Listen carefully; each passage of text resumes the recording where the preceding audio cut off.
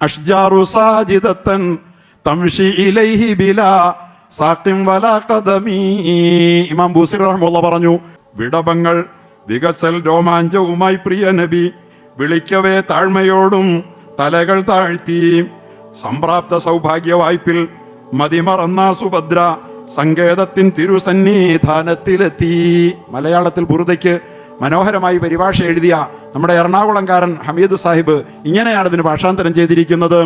ലോക ചരിത്രത്തിൽ എല്ലാവരും സമ്മതിച്ച ആ മരം അള്ളാന്റെ റസൂലിന്റെ സവിധം തേടി വന്നു എന്ന കാര്യത്തെ ആർക്കും നിഷേധിക്കാനാവില്ല. ഇത്തരം അത്ഭുതങ്ങളുള്ള ഈ നബിയെ നാം അറിയണം.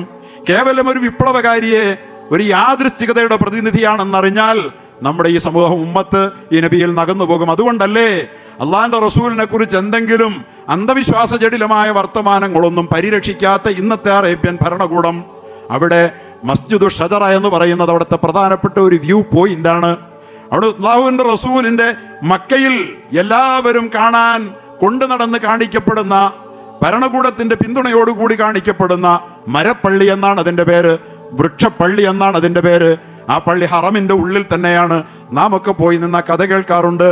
അവിടെയായിരുന്നു ആ മരം.